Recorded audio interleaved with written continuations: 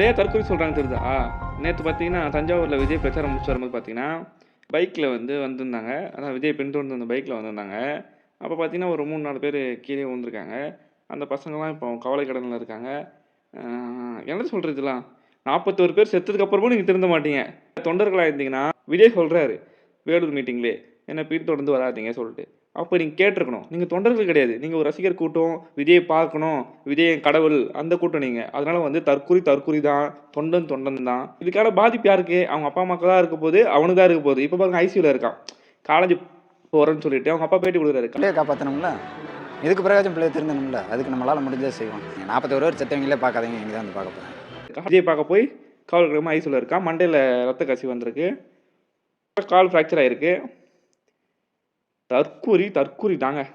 கட்சியோட பவர் என்ன தெரியுமா? தொண்டர்கள் தான். இங்கே கட்சி நாசமாகிறது தொண்டர்கள் தான். விஜய்க்கு அசிங்கப்படுத்துறதுக்கு வேற ஆளே தேவையில்லை. ஏடிஎம்கே, டிஎம்கே யாருமே தேவையில்லை. விஜய் ரசிகர்களே போதும், விஜய் தொண்டர்களே போதும்.